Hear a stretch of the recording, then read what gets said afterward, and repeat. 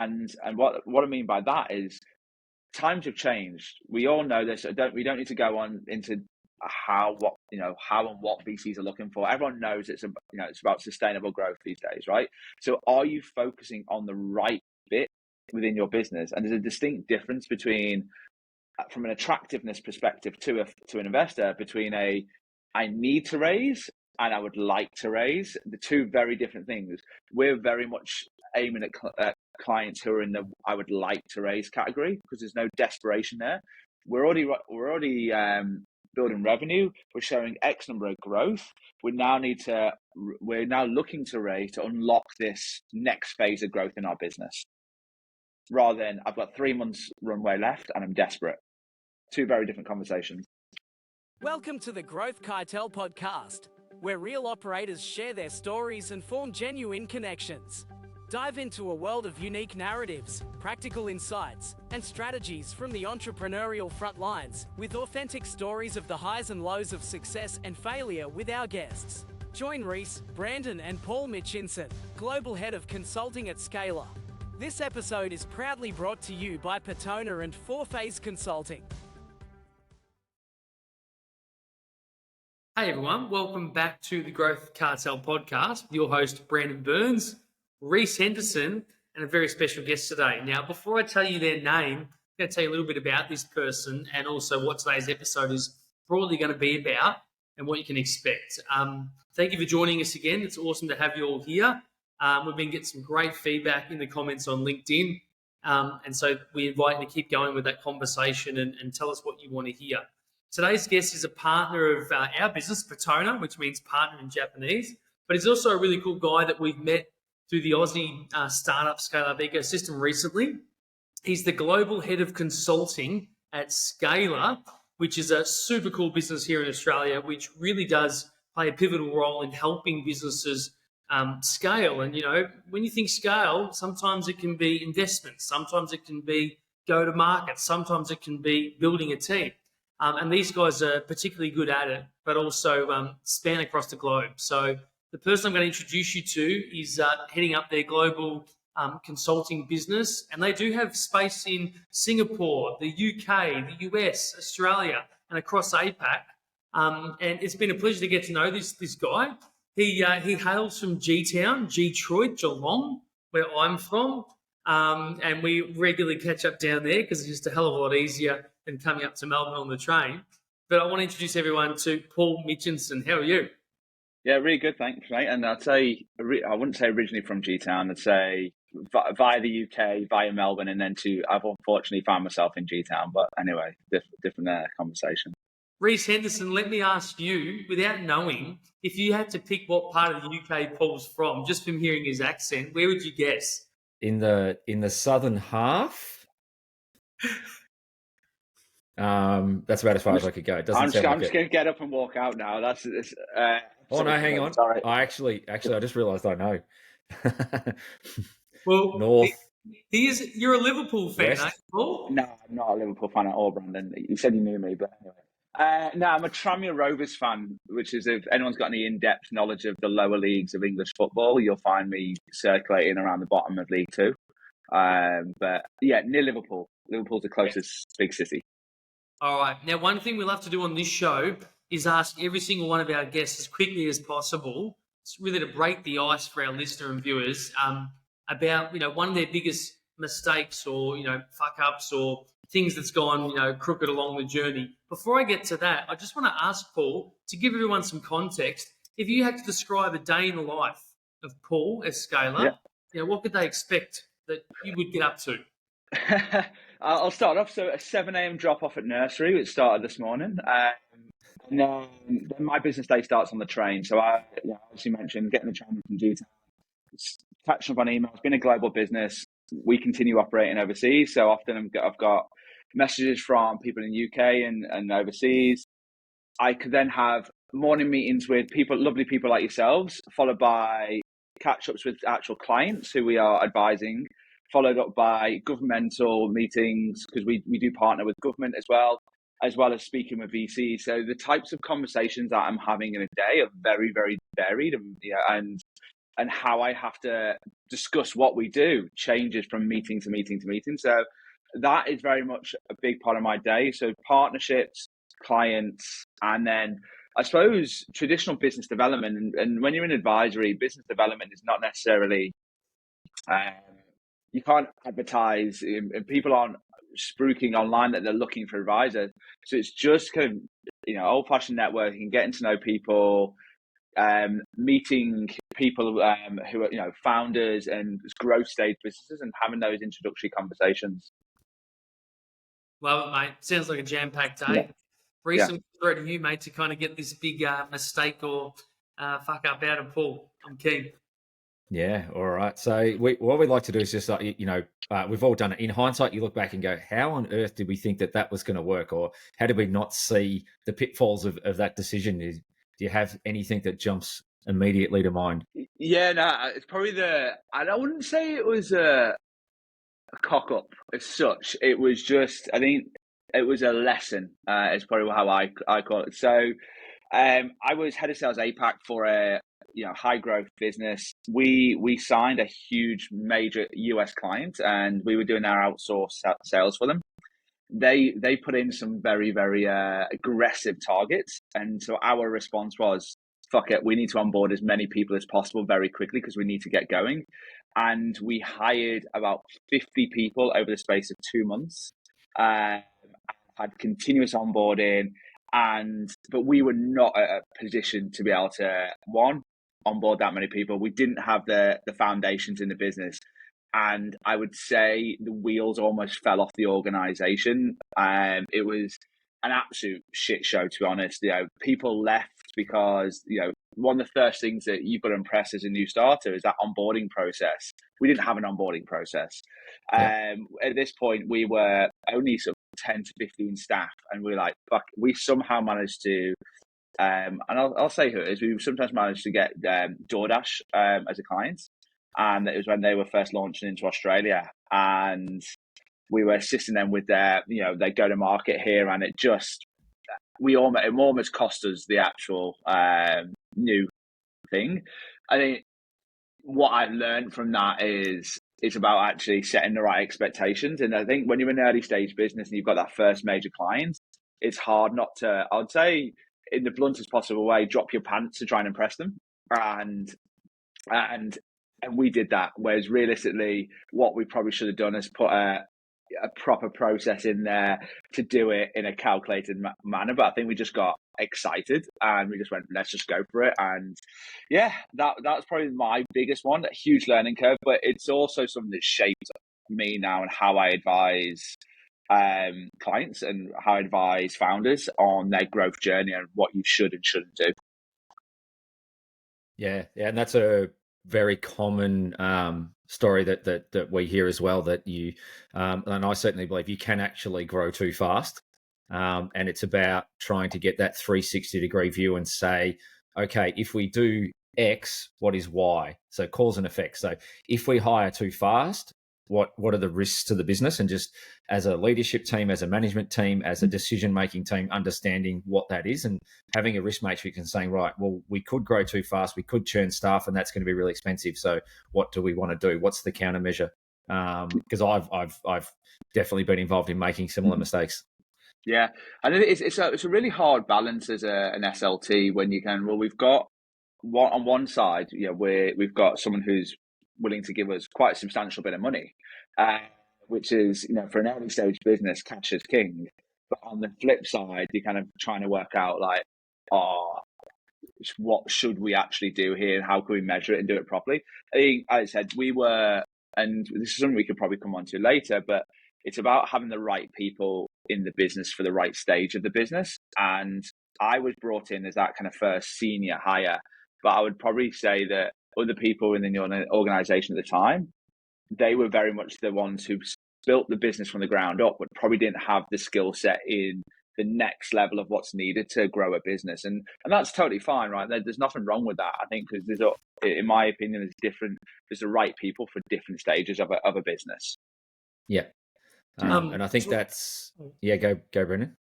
No, sorry. I was just going to ask a question. Paul, how do you hire 50 people 50 quality people in 2 months? Because, and I'm sure you did it, but it's like that must have been chaos. Even with a lot of recruiters, how do you find 50 quality people in such a small amount of time? I would probably say you don't. It's the learning curve. Yeah, I'd say of that, I would argue 20% were quality, good portion were kind of average, and there was probably 20% were terrible. So there was a lot of people that either left during the onboarding because it was a terrible experience, or we moved them on quite quickly because they just weren't right for the project at hand, and that wasn't their fault. That was our fault. Yeah. So we didn't set the right expectations. We were, I suppose, desperation hiring, and we were doing potentially 1 or 2 interviews and just getting people on board. And it can be challenging because you work in a competitive market as well. So if you say you can't do it because of X, Y, and Z, then a competitor comes along and says, we'll do it, knowing full well that they'll probably won't be able to execute very well. So I think in that instance, it's about saying, okay, there's been instances in the past where we've hired too quickly, which means we haven't got quality people. So would you be willing to accept a 30 to 40% churn rate to do it this quickly? And I think most customers would say, no, we can't. Okay, well, that's when we have to start to think about this more holistically, and maybe plan a little bit longer and implement a little bit shorter rather than the other way around. Yeah, but as I said, it was rather than a mistake. I'd say it was a learning curve. I mean, for me, it's all about learning, and that partnership it elongated. We started to hit success with it, and then we brought on a couple of other substantial clients. And from the learning curve that we went through with that particular client, it really helped us then to kind of absolutely nail kind of that whole one. Everything from contract discussion up front to kind of set the timeline out, to then the deliverable, to then the execution. And we wouldn't have probably been at that point that quickly. I call it was a baptism of fire is probably the right way to kind of say what it was. Yeah. I worked for Toyota for a number of years, and we used to have a little bit of joke with the executives that came over about the Australian. We've got generally a pretty good risk appetite here. Like, we're pretty much willing to give everything a go. And they would laugh that in Japan they plan for 100 years and implement for 1, and in Australia we plan for 1 year and implement for 100. Was that was the joke we used to have. A little bit of an exaggeration, but it was about getting that balance right. So it was interesting, and I think. Scale ups and growth and startup businesses, as well as large corporates, like the ones that I've worked for in the past, also make these same mistakes. Yeah, and that's the thing. It's not unique to early stage at all. Like, it's and I've seen it, as you said, in large scale businesses. I've seen it in small businesses. But the one thing you do is you've just got to make sure you learn from it, and that's the key thing. I've also seen businesses who haven't learned from it and try and do it again. You're like, well, what is the point of going through these experiences if you don't learn from it? And so that's the kind of key thing that I've seen, is it's not unique to our stage of a business either. Yeah. What do they say? Hire slow, fire fast. Yeah. Well, I want to ask you, Paul, what are some of the things that, because you would have seen this both from helping grow a startup business to also helping grow, like you just described, a massive scale up. What are some of the things that CEOs don't talk about, or you won't hear them talk about a lot, that can actually be real challenges for scaling, particularly from a personal perspective, as like the CEO or the person that's got to go now pull this off?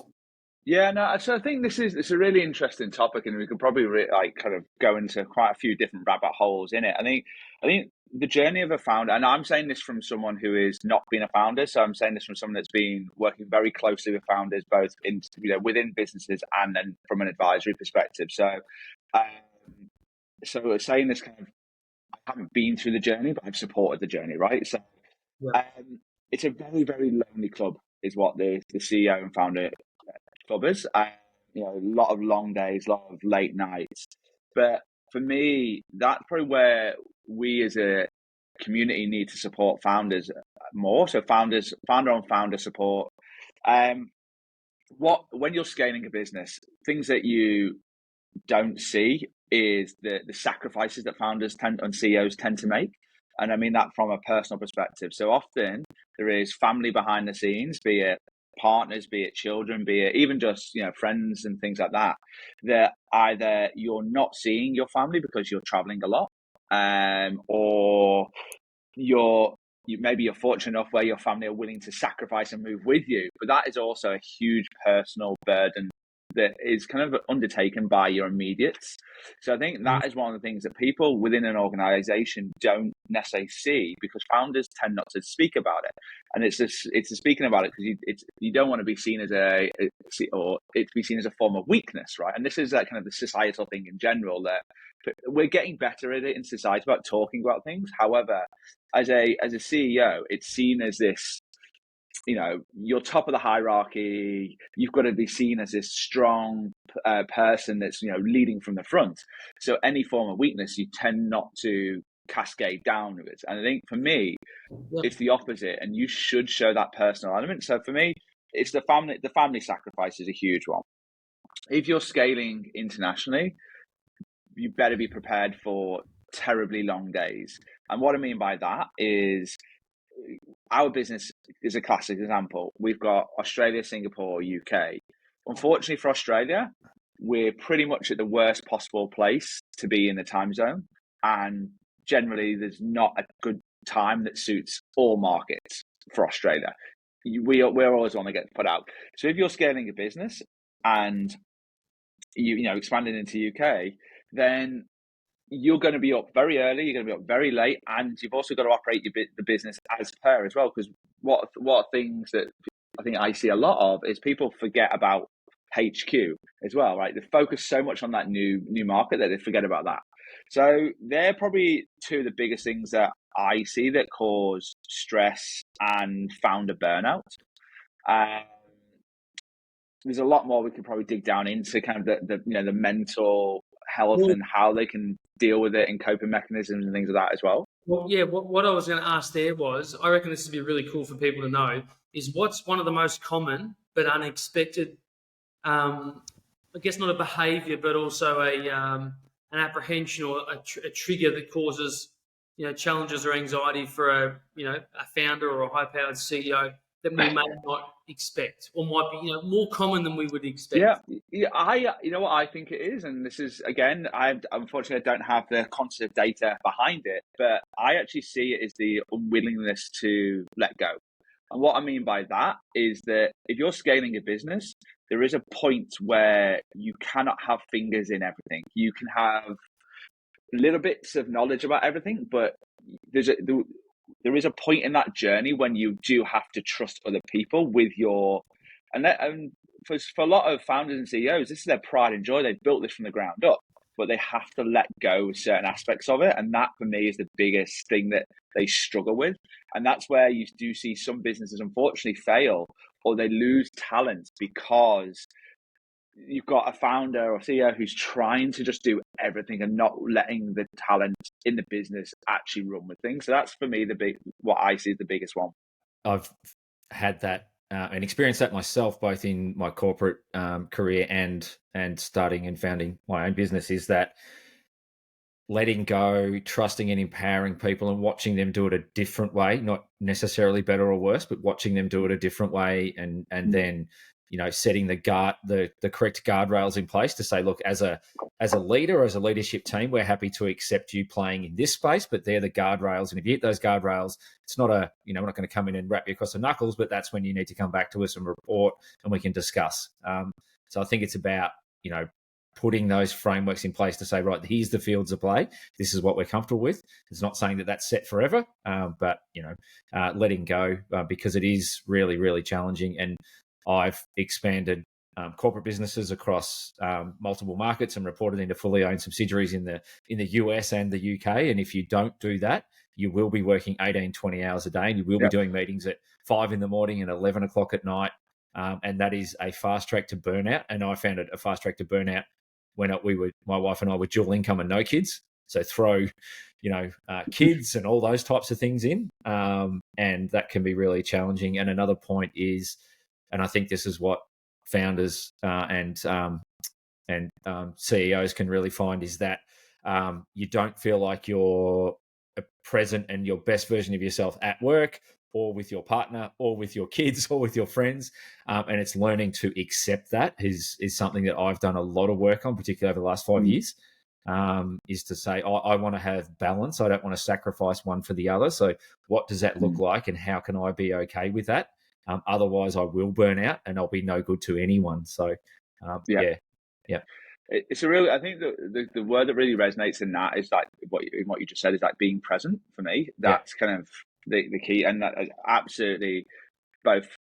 And I obviously we're talking down the line of like personal things that we've just been having. I think that is the actual key thing. I think my understanding has definitely changed over the past. So, I mean, I've been with my wife now. We've been 16 years, but baby for one, right? I think for me, it's really resonated this year, and I travel quite a bit for work.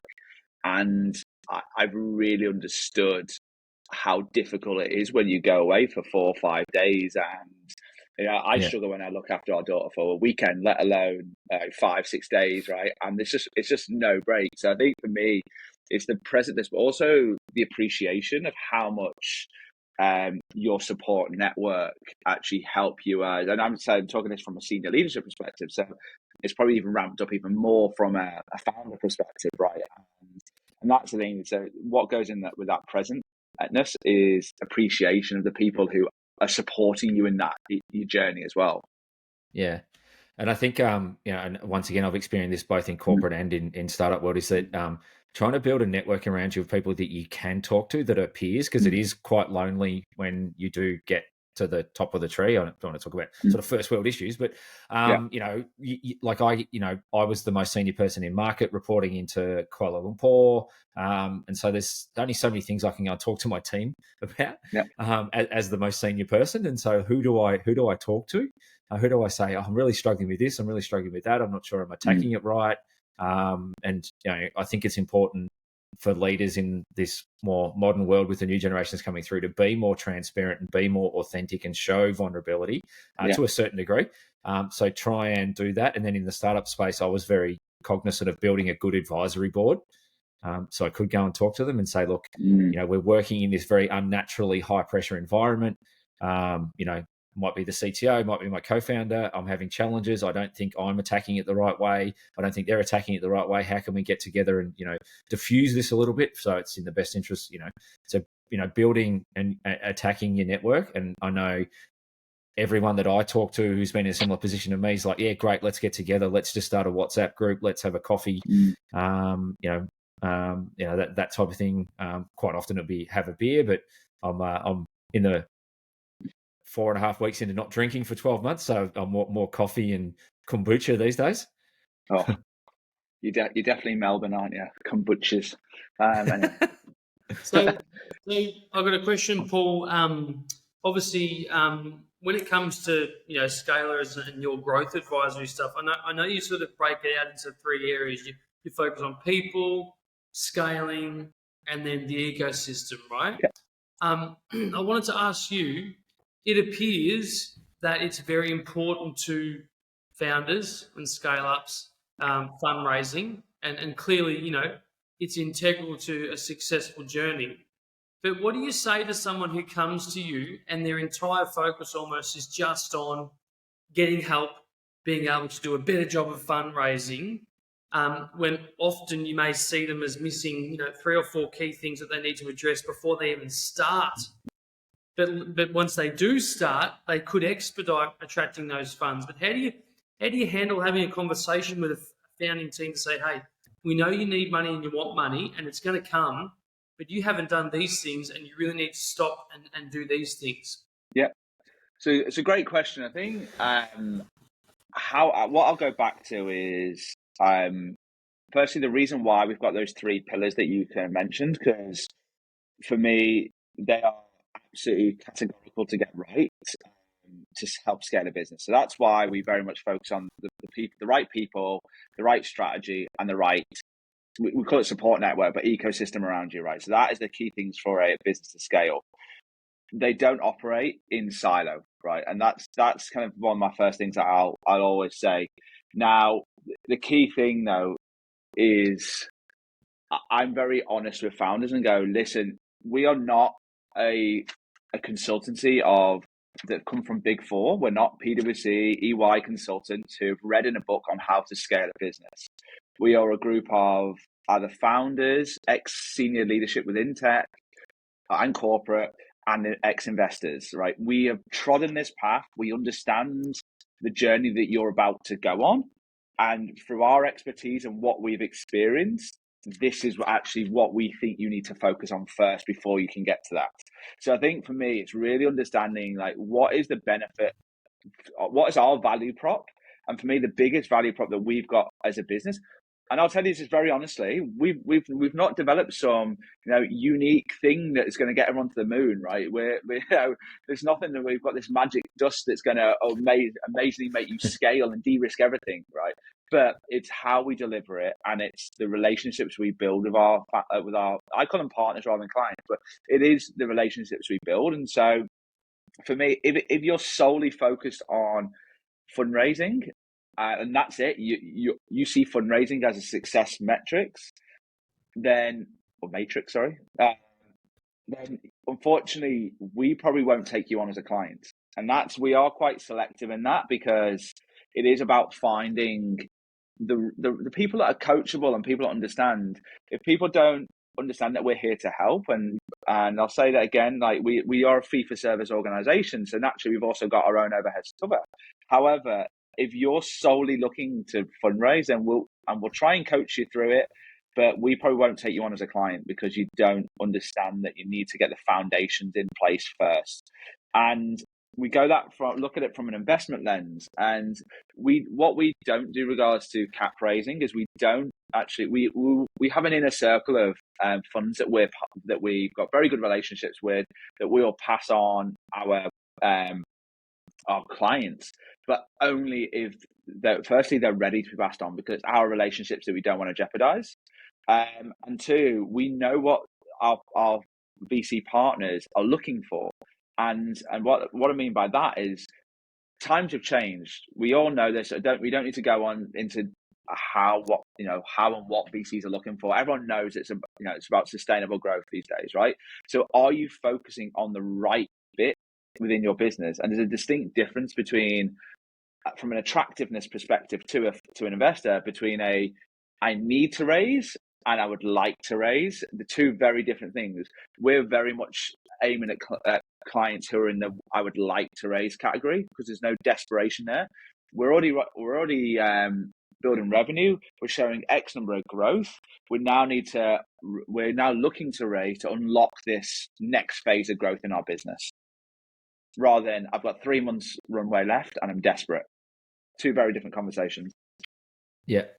And I think that you raised a really good point there. It's like we're about to run out of money, or we want to raise because we can see the next platform we need to get to, and would unlock that for us a lot quicker than not banking the money, because we're based in Australia and we see an opportunity, and we don't want someone in another market to look at what we do and realize that that they'll get more traction faster than we. I think that's really, really important. And definitely have seen the change in the market in terms of you need to understand you don't raise, you'll raise X, you'll raise Y, and how will you scale sustainably, and what is your path to profitability? And I think what we've learned, particularly in and around fintech in Australia, is that if your unit economics don't work, scale won't fix that. You need to have good unit economics. You need to have the right acquisition costs and have those economies of scale to grow. So when you hockey stick, your operating costs and your marginal costs don't hockey stick as well. And resetting that expectation that, I think that we'll look back in 5 years and the market in and around 2021 is going to be the outlier, not last year.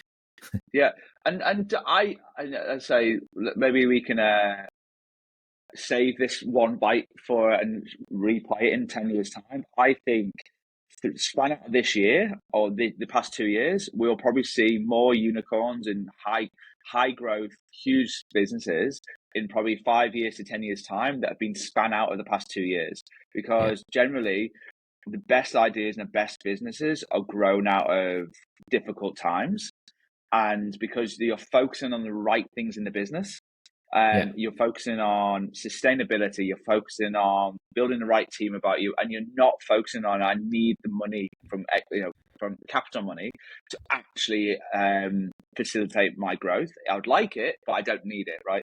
And I think in 5 to 10 years' time, we'll probably see a higher proportion of, whether it's unicorns by then, decacorns, there'll probably be a new term for it, but whatever the term is, I think we'll see a higher concentration in that period. Yeah, yeah, and you certainly you don't like. It's easy to be Harry hindsight, isn't it? But I think, Yeah. and I think what's happening now is there's rather than just jumping on a trend, right? It's blockchain, right? It's AI. Let's build something cool and try and find a way we can sell it. It's really going back to saying, are we solving a real problem that's urgent for our customers? Are we creating a great product around that they want to use and they have a willingness to pay for? And if we do scale, do our unit economics stack up so that we will be able to grow into a nice profitable business that could be backed by VC or could be backed by a family office? Or if you do start to get revenue and you've got the business becomes an asset you can borrow against, then there's various ways that you can get capital in to grow and scale as well.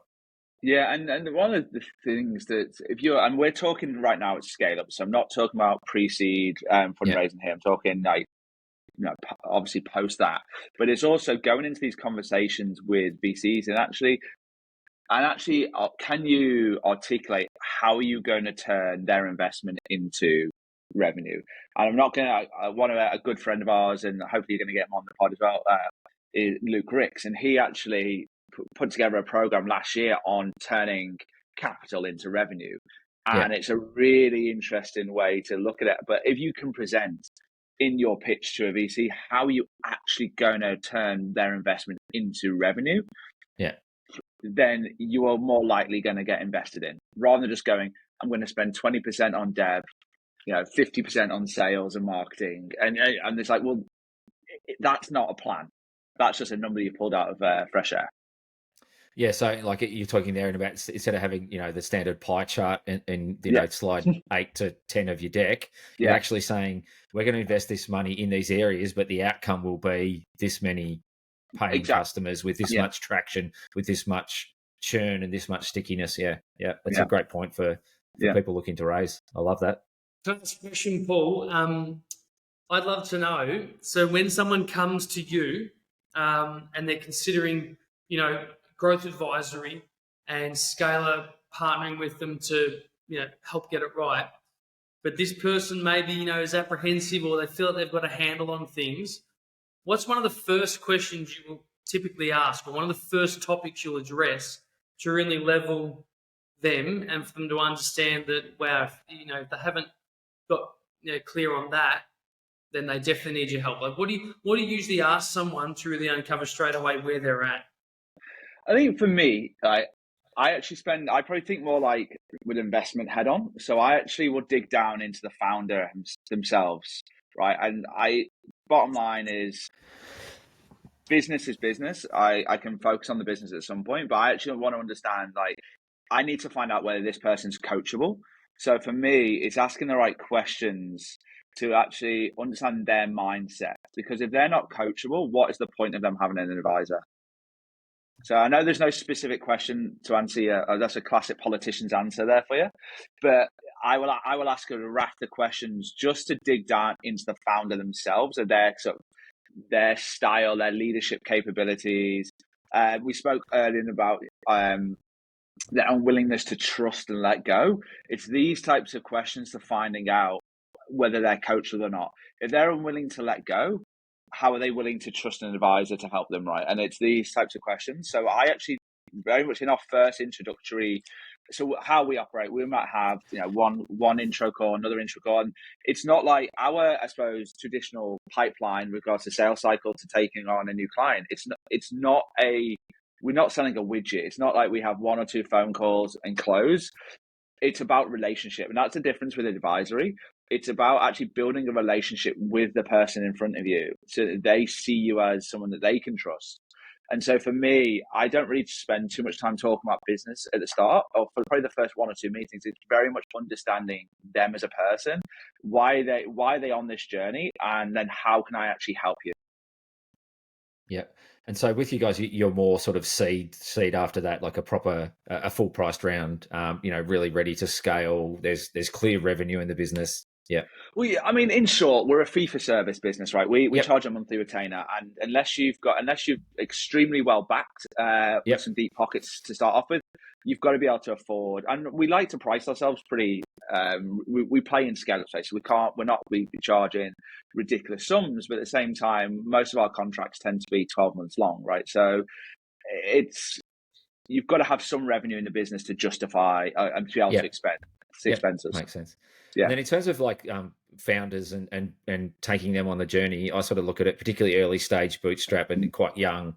Yeah. Walking through, there's the build stage. You got to be able to sell it, and then you need to be able to lead if you want to stay in, let's say the CEO role. So, and in terms of helping them transition through that, I think coachable is a really important part.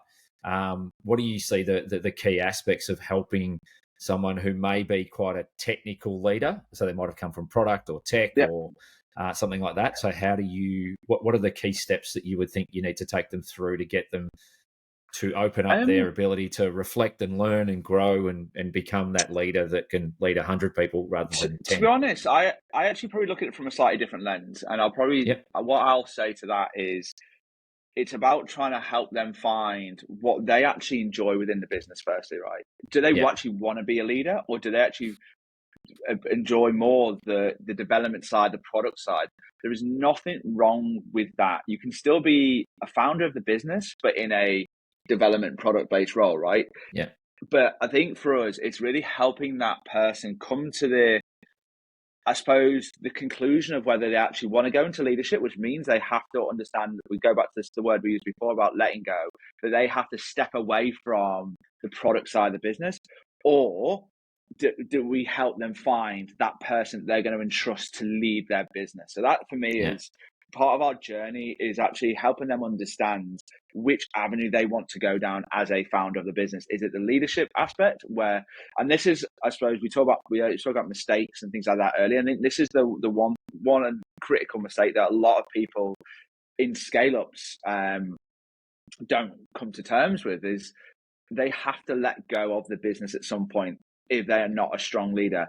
You can teach leadership skills, but bottom line, it's the realization that, are you the person that's blocking your business really growing? Yeah. Right. And that for me is part of our kind of process, is helping them understand that. Yeah. And do you like walk through them and say, look, you're actually in a really unique position, is that you can, if this business is really successful, you get to choose what you want to do. So, you could be the CEO, but you got to remember you're going to spend your whole time managing the board, the investors, the senior executive team, and you're probably not going to be able to tinker on the product as much as you would like. So do you want to then go back in the product side? Yeah. Yeah, and it's helping them understand what's in their roadmap if they continue to grow, right? The more that your business grows and scales, your role will become more admin focused. You'll be having meetings with accountants, with lawyers, with other people, investors, and that is what your days are going to be consumed with, right? Interestingly, I was listening to a podcast, sorry to spook another podcast, but 20VC, and he on that podcast, they interviewed the original founder or co-founder of HubSpot. And he basically said, once they got beyond 2,000 people, hated it. Like, he was the CEO up to 2,000 people. He's now stepped out of the business. He's still kind of obviously done all right for himself. But he literally hated the journey beyond 2,000 employees. Before that, he still knew what was going on in the business. So still, yes, couldn't be involved in everything, but still aware of it. Once you grow to a certain point, your role is very much just admin focused. I used to muck around sometimes. When I was go back to my corporate career, it was like once we land and expand the businesses, and it became quite a decent sized business. I used to joke that I thought I was the chief administration officer. Yeah, because it does become that, and it's not. It's like, I think when I was probably younger, I would have thought, definitely, CEO. That sounds really cool, and sounds like a really fun role, and it can be, but there's also a lot of things that come along with it that you may not realize till you get there. And like we hit on earlier, it can be very lonely existence. Yeah. Yeah. It is. As you said before, it's very lonely at the top, and I think that's so. Going back to kind of like part of our advisory work is actually, and we're talking long term here. So I'm not saying Yeah. we're not saying to people that it's this is your next year. This could be 5 years down the line. So as long as they know and they have that roadmap, so if like within the next 2 years, I actually want to step out of the CEO role. I want to really focus on what are the next growth areas of the business. So is it new products or is it new verticals or whatever it is? That's totally fine, but it's just helping them understand that you're still going to be the founder of the business. You're never going to lose that title, right? Yeah. It's just, are you willing to relinquish the CEO aspect of it, right? Yeah. And that's and we talk about like keywords, like realization that you are probably not the right person for the next phase of growth in this business. Yeah, and I think a person who's good at managing a 1 to 20 person business is different than someone who's good at managing and leading a 20 to 100, and then it's different again once you get it, into that 1,000 plus. That's a very different type of leader and leadership skill set, and you do become more of a politician, I guess, in a lot of aspects than you do, actual, key decision maker. It's about, collectively bringing everyone around a vision and trade-offs. And often people go and start a business because they don't want to have to do that. They don't like trade-offs and things. So, they might find, like, I've sort of learned over time, I'm probably better in a business that's a bit earlier on than a huge corporate, because I like to move a bit faster and we've got a higher risk appetite than what might fit into a larger organization, and I like to sort of move fast, break things, be close enough to the coalface to see what's going on without having or needing to control it. So but you learn that over time. Paul, I want to ask you, I know you guys have done some great stuff with Deal, which is a massive company worldwide now. Them aside, is there a company globally that people listening and watching would recognize that you often reference as someone that you think has done a particularly good job of scaling? And it doesn't necessarily need to be a company that has scaled quickly, but is there, like, we love Canva here as an example, and there's others, but is there one that sticks out to you where you go, it was really clever how they scaled, they got to where they needed to be, they didn't necessarily rush, but it's a really good blueprint for Aussie founders paying attention? Yeah, no. So I think I found some businesses all the time, and the one that I've recently just read about and it's called chess.com, right? So Chess.com. yeah, it's in like chess. Yeah. So completely bootstrapped. They have over 100 million users, and they have just grown over time. They couldn't get investment because they were like, we're not going to invest in a chess platform. Who will pay for that? And so what they actually did, so they reverse engineered it, and they built their community first. So they just focus on community. Made it sticky, because what do people do when they're sat on trains, on planes? They just play things on their phone. And so it almost ingrained it. And then they start to offer, $5 premium, right? And if you've already got 100 million users, we're not talking about small amounts here. We're talking about substantial amounts of people.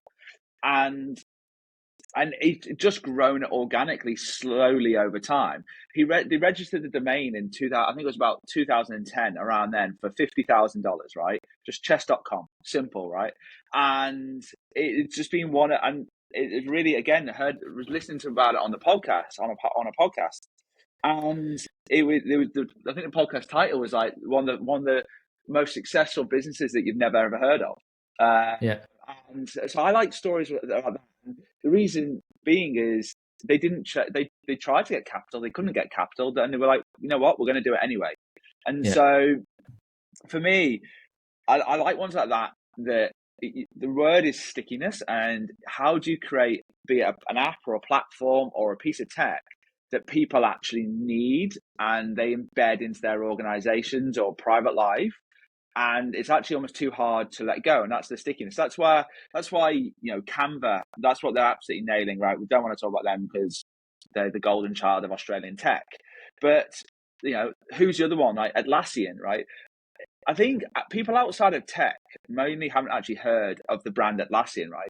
But within a business, let's say you work in a business and you log a ticket through Jira, You're like, Yeah. I know Jira, but you don't know that you've got this behemoth behind the scenes. And what they've done is they've created stickiness within businesses. So the operating platform. So they're the types of tech that I really like to see. The ones that actually create that. They're not faddy. They're not going to disappear, on a whim. They will just be here for a long time.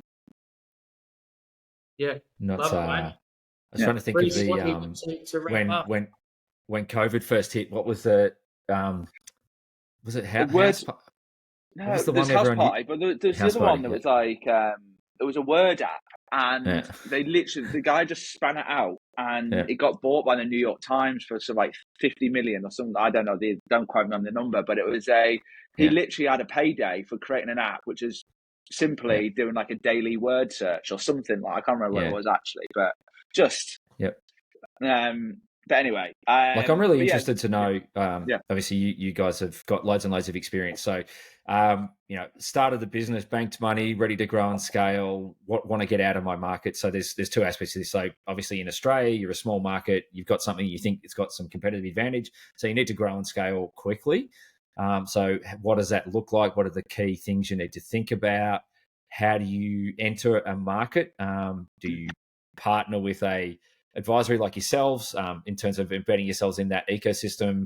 What does your first hire look like? I'm really interested in that. And then conversely, I'd love to talk the other way around. So, coming into APAC or Asia Pacific, how does Australia stack up versus the other hubs that are starting to really gain traction? So, I don't want to be biased toward Australia. So would you, coming out of the UK, would you be better to land in Singapore than Australia at the moment? Get your views on that. So I'll say this, like, obviously I can't be too biased. I mean, with having a business here, Singapore and the UK, part of our work is actually mapping out where should you go as a business. Is Singapore the right place? Is Australia the right place? I mean, Australia is then unique. We're in Australia because the incentives are different in Queensland, New South Wales, WA, Victoria, wherever it is, right? So where should you also go there? So for me, we try not to be biased. We try and guide based on market research and data. So where is the best customer base for your particular product? So that's probably the first part of our process, is actually mapping out where is next on the journey. Sometimes though, we come in a little bit later and they've already done some market research and they go, we need help executing to move into Australia. So we sometimes get involved either right at the very start, or we come in a little bit later when they've already mapped out that strategy piece. And you're absolutely right. So the people aspect of things is one of our I suppose one of the biggest bugbears of a VC or an investor is seeing that your money getting wasted by people making stupid hires.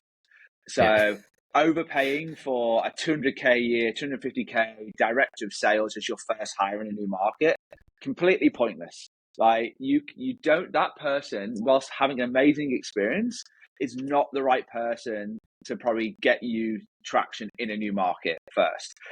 So you can do it far cheaper with a very talented person who is willing, who is hungry, who is actually willing to get their hands dirty, get down in the trenches and hit the ground and actually just beat the pavement. Old school sales mentality of beating the pavement to build relationships in a new market.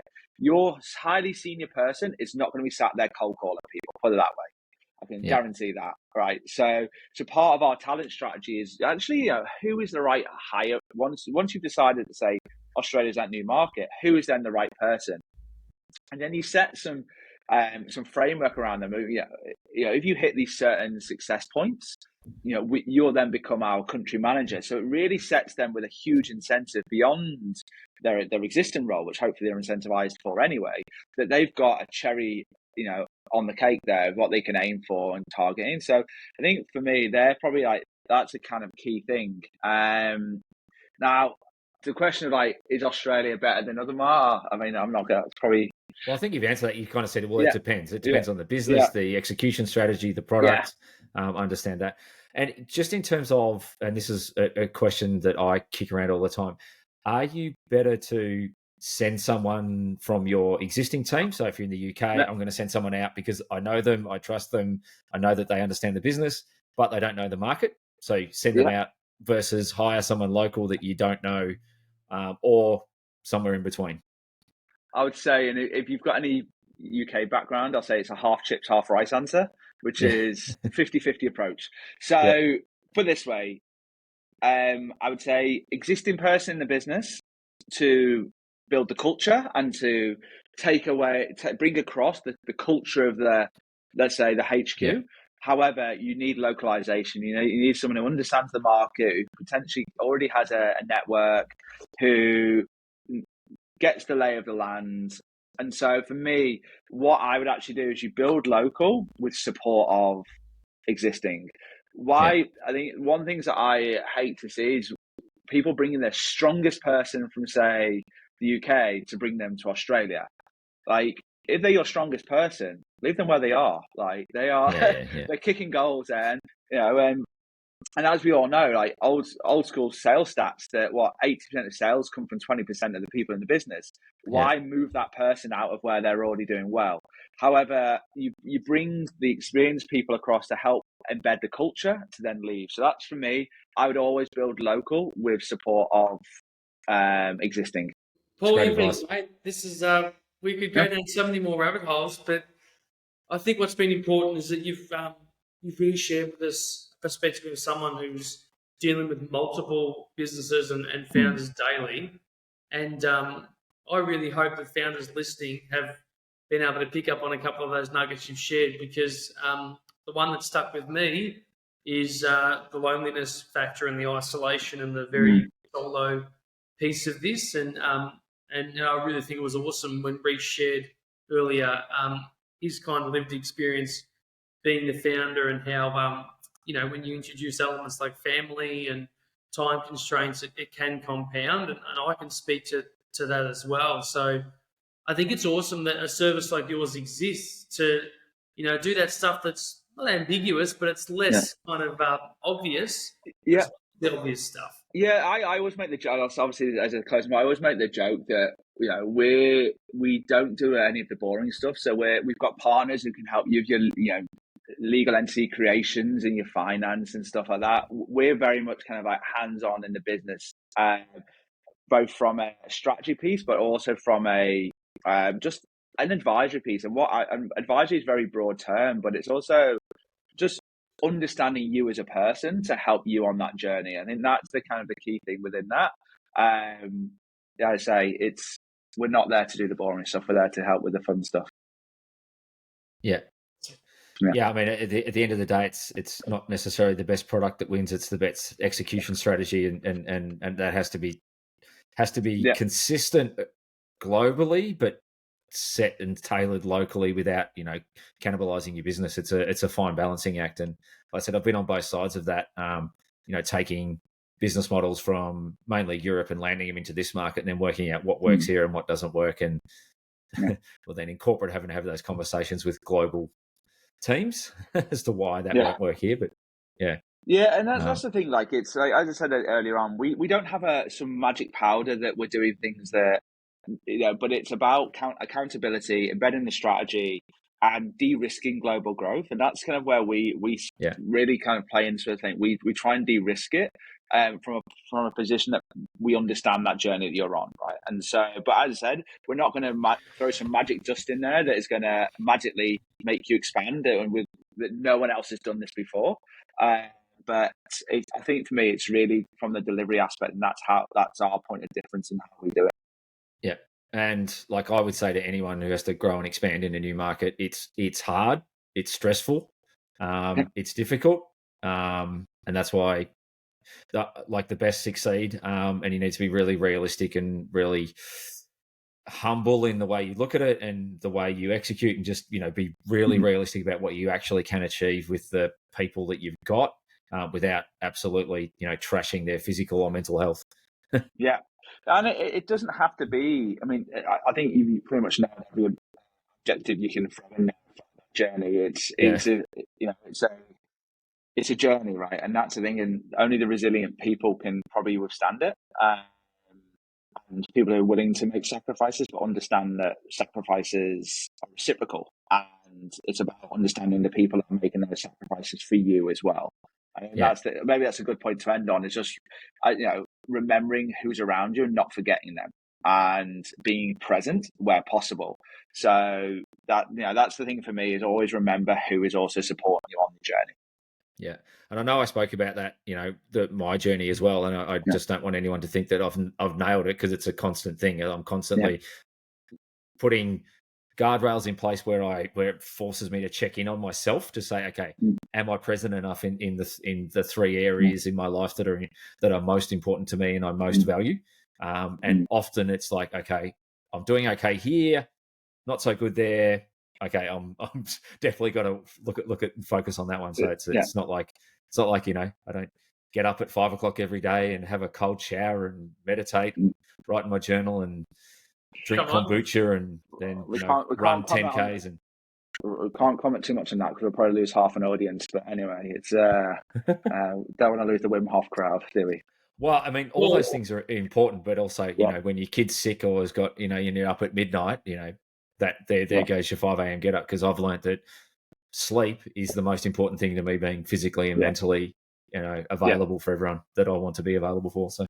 Yeah, and I think that's where, like, obviously Brandon's done awesome at things like the basketball, for example. We talk about like sleep but exercise, and exercise it's not for everybody. It should be, but it's not, right? But something like that is a perfect way. And we talk about support groups, and that sort of basketball group that Brandon set up is exactly that, right? It's a combination of fitness, but also people around you who are on a similar journey, right? And so you can actually chat with on the court. You can have lunch after. And people who understand the pains that you're going through. So I think that's what we need to do better at as a overall. I'm not just saying in Australia, I'm like globally, is actually things that aren't networking events that are just going to get pissed in a bar, right? And you can do a hell of a lot more and productive things that will get people in a room. Yeah. Paul, you've been awesome. We've almost run out of time. Tell us how people can find you and Scalerr. Yeah, so feel free to reach out to me, LinkedIn, email. My email's paul@scalerr.com. We've got a website, scalerr.com. Yeah. It's Scalerr with 2 R's. I mean, it's on the t-shirt, yeah.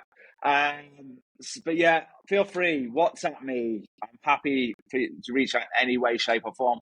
We're a global business, so kind of one thing that you kind of get used to is communication methods are very different in different regions. Southeast Asia, love a WhatsApp. UK, very formal on email. So it's kind of reach out to me however way, shape or form. I'm always keen for just a conversation.